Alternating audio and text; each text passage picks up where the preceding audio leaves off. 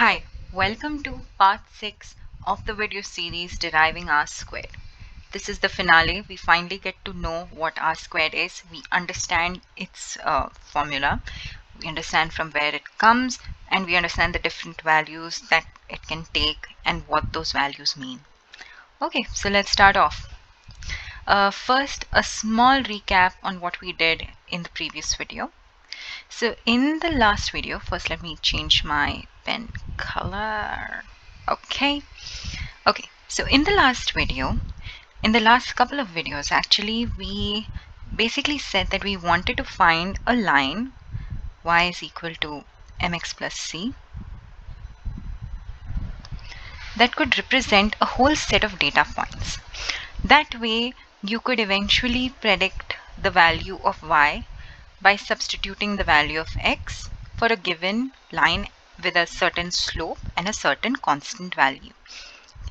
Now in the previous video, what we said was that we can find this line by differentiating the sum of squared errors to basically find the line that can have the least value, the smallest value of the sum of squared errors. And through that, we found out the values of m and the values of c based on the data that we already have. Okay, this way we found ourselves a certain line y is equal to mx plus c. Okay, now the thing is this: we said that y is equal to mx plus c was the best line that could have been created for the data, right? But the question is this: is the best line always a good line?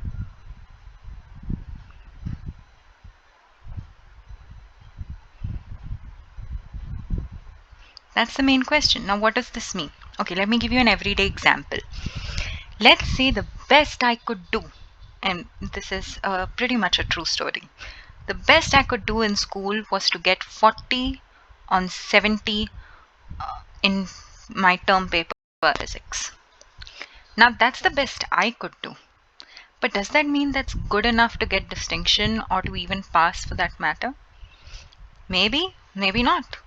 Maybe I barely passed based on the threshold, but it may not be a good enough score for certain to get into certain colleges probably. So that's the main thing. We have found the best line possible that can fit through all these points. But maybe the sum of squared errors cannot be decreased more than that, right? It's the best that can be done. For example, let's have a look at the graph on the right hand side. I'm going to try and create a line. So maybe the best y is equal to mx plus c could probably be something like this. Okay, now have a look at this. This is the best line that could probably be drawn. But is it a good enough line? Not really. Ideally, we would have wanted a curve to represent this sort of a graph. But in this case, a line, it's okay. It's probably the best line you can make, but it's not really good. And that's the main concept behind R squared. Because R squared says that R squared is a mathematical tool that helps you measure how good a line is. So it measures, right, measures goodness. Okay, that's how many people even say it in textbooks and stuff. Okay, so it measures the goodness of a line. How good is this line? Is this fitting the data as well as we want it to fit the data? Or is it like quite bad, but that's the best that can be done? Okay. Now, let us work a little more on this concept. Let's delve into this concept more.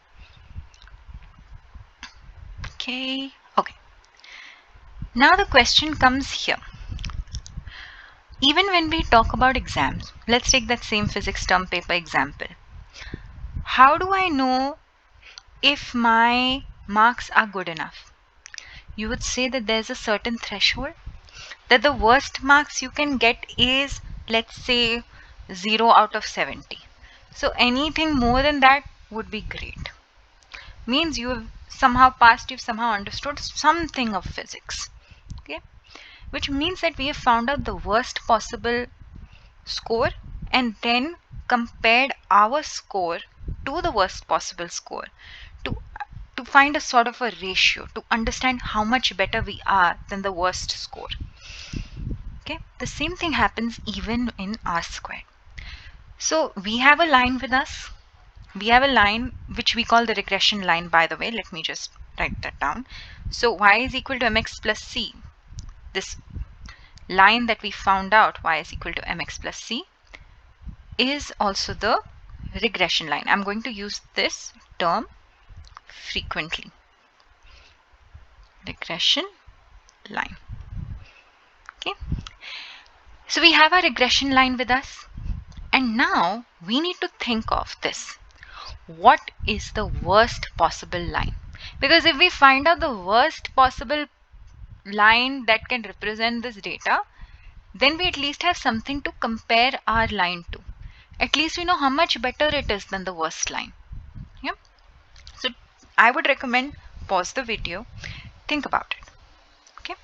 I'll give the answer now. Okay, let me give you an example first and then I'll come into this. Let me give you another example. I've actually represented this graph also based on that. So let's say you had this situation in a school where the teacher said that, you know what, based on the score each student gets in this next paper, each student will get those many number of chocolates, or proportionate number of chocolates. So the person who scores the maximum will get the maximum number of chocolates. This person who scores second will get proportionately lesser chocolates, proportionately fewer chocolates, and so on. You understand the way the pattern would work. Now think of this. What if I told you there are 5 students? Okay, and these 5 students are named, once again let me write it over here. Let me write it in green so that it's easy to see. Okay, let's say these 5 students are called A, B, C, D and E. Okay, there are a total of 20 chocolates. Okay, now if I asked you, without any prior information, how would you divide these chocolates amongst these 5 children? Any thoughts? Give it a thought. So I personally, and I expect most people would say 4 chocolates, because our basic understanding is that each person will get equal number of chocolates. We've talked about a similar example even in the second part of this video series. And that basically is the average. So you're saying that you expect that these chocolates will be divided equally amongst all these students. Now what if I added a little more information? I said that A and B worked very hard. They worked day and night for 7 days and then scored, 100 out of 100. Okay. C worked a little bit, not as hard as A and B, watched a lot of TV too, and then got maybe, 70 out of 100. D and E didn't really study. They kept, they kept doing other stuff. They didn't really care much for the exam. So eventually they did study a little bit last minute, the night before the exam, and scored 30 on 100, for example. Now tell me, do you think each one of them deserves equal number of chocolates? Do each one of them deserve 4 chocolates? Would that be fair? It would be equal. It's equality. But is it just? Based on what the initial proposal of the teacher was. It's not really just. It's fair, but it's not just. So fairness happens when you find the mean, because you're saying give equal value to each of these things. So if you look at this graph too, I've done it with more number of students, but I've said that no matter what the score is, even if the score is this much, and ideally you should have gotten, these many chocolates, which the y-axis is indicating. One second, let me change the color so that it's visible on the graph. Change to orange. Okay. So if you notice this data point here, highest score, because if you see its x value, pretty high, one of the highest, the second highest to be exact, and even the number of chocolates are pretty high up, proportionately high up, right? So that is the expected value, that ideally based on the condition the teacher has given, the y value or the number of chocolates should be proportionate to the score that the student has gotten, right? Similarly, you'll see even this lowest point, lowest score, therefore, very few chocolates compared to the person with the highest score. And you'll see a similar pattern with all the other data points. Now the mean line is this middle orange color line, okay, over here. It says that we will give equal number of chocolates to each person as we discussed in the example. This is the mean line over here. And this is our worst line, because we are saying we don't care about the pattern, we just want to equally give everyone the same value. Okay, but now look at the blue line. The blue line is our regression line, and it is saying, but I don't want to be that bad that I give equal amounts to everyone. I want to find a system such that each person ideally should get as many chocolates as they deserved based on their scores. Now, it may not be exact, because there's no way of finding a y is equal to mx plus c system that can go through all these data points, but let's find some sort of a line that can give the maximum amount of justice to each student. That is the difference between the regression line and the mean line. So if you compare the regression line with the mean line, you would be able to find some sort of an understanding of how good the regression line is. Okay, so to go further into this concept, so now we understood what the worst line is, we understood how we're going to think about this approach on R squared. Now let's get into a few details. Let me change the color. Okay, now SST is called sum of squares total, which basically means that SST is equal to the sum of, I'm going to just write I over here, I is equal to 1 to n, I'm just writing a short form of it, is equal to y minus y bar the whole squared, yi minus y bar. So now you'll recognize a few terms over here. Yi is the actual y value, the actual ith y value. And what is y bar? Y bar is the mean, or what would have been represented with the mean line, right? So now we have first found the difference between each predicted value, each actual value with the mean, and we're squaring that entire value. Squaring why? Because we don't want the sign of this difference to affect the sum. We've discussed this concept too in previous videos. Therefore, we are summing up the squares of the differences of each of these values. Okay. Now this is SST. What is SSR? Any guesses? Pretty similar. Only difference is that SSR is equal to the sum of the predicted y value and the mean value and the square of that.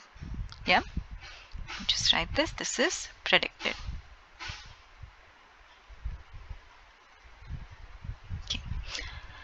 Now, what is R squared? R squared is the ratio of the two. It's equal to SSR divided by SST. Okay. So let's talk a little more about this ratio and understand more about R squared. Let me just go to the next slide. Okay, great. Okay. So once more, let me write it here. Let me first change the color. Let me use green this time. Okay, so R squared is equal to SSR by SST, which is basically equal to the sum of y cap I minus y bar, the whole squared, divided by the sum of y minus y cap, the whole squared. Okay. Now if you have a look at this, we are saying that we are trying to find the ratio of how far are the predicted values from y cap, the predicted values from y bar versus the actual values from y bar. Now if yi is y cap is closer to y bar, it means that the predictions are much worse. Given that y is far away from y cap, from y bar. Okay, so if the actual values of the data are, their variance is spread out around the mean, in that sort of a case, if you see that the predicted values are very close to the mean, what does that mean? It means that the predicted values are not good because they're very close to the worst line, even though the actual points are very far away from the line.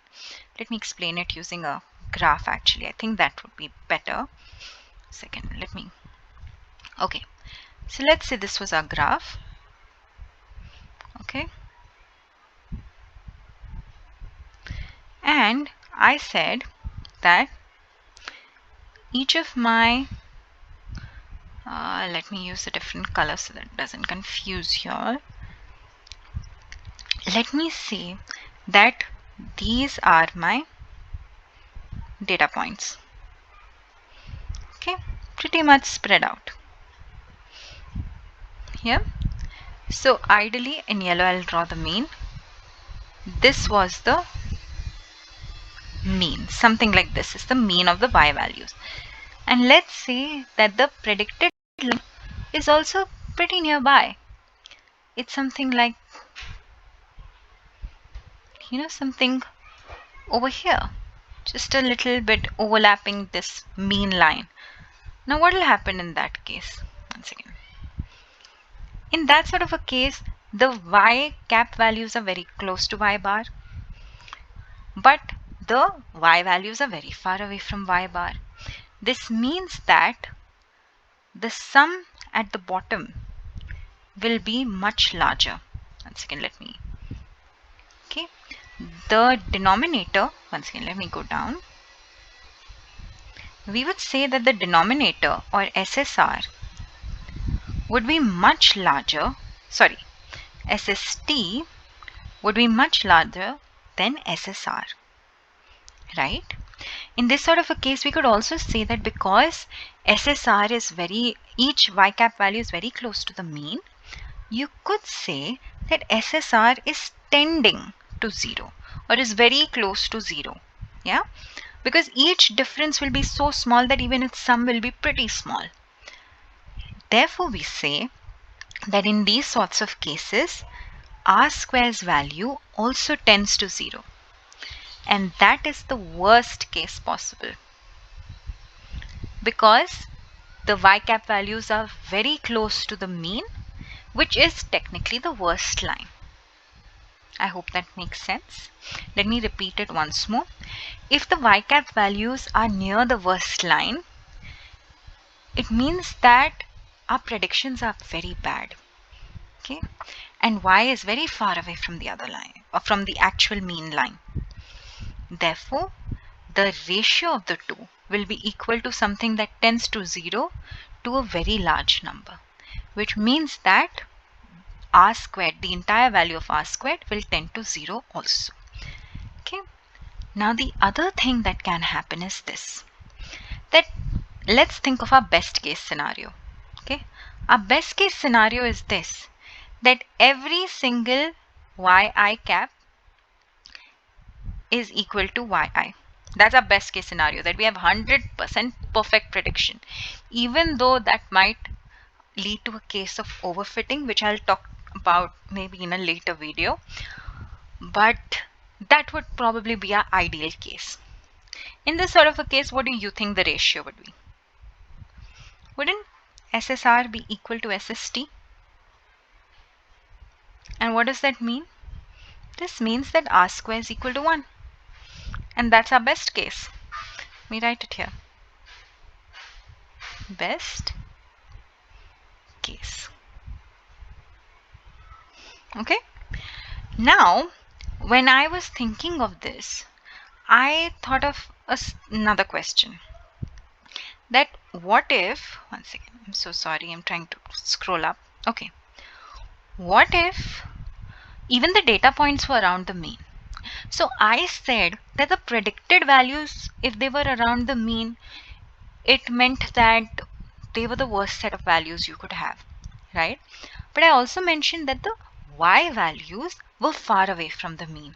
Okay, in that sort of a case, it means that R squared is tending to 0. It's pretty bad. It's very low. But okay, but here we say that both y and y cap, once again let me write this, both y and y cap are close to the mean. Close to mean. And you're pretty much getting a good y cap value. In this situation, two cases are possible. One, you could get a very bad fit. You could still get a very bad fit. I won't talk about the example in detail over here, but just to let you know, you could get an R squared value that's very close to 0. Okay. But alternatively, you could also get an R squared value that's very close to 1.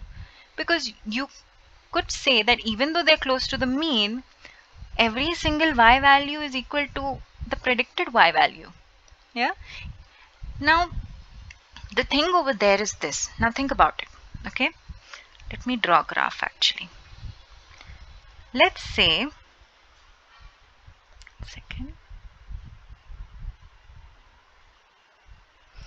let's say if every y value was in fact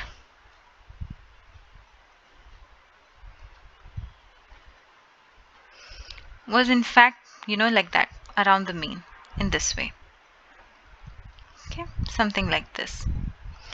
Even if the y cap values are properly predicting this, y cap values are perfectly predicting every single y value, would it really be a useful line to us? Think about it.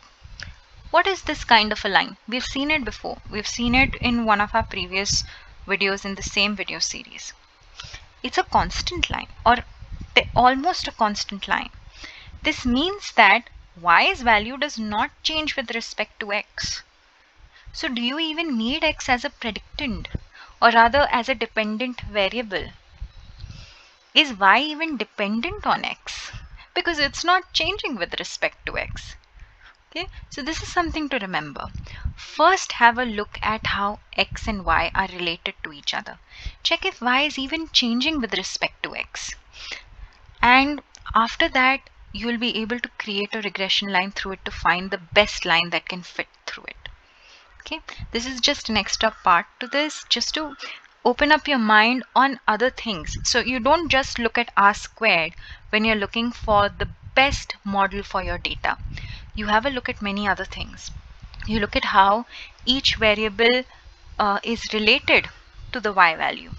Is it even related? Isn't even making a change in y? If it is, then it makes sense to even create a line and then find out R square value. But if it is not, then it's not really useful to go through the entire effort of finding the best line. Okay, so that's what I wanted to talk about today.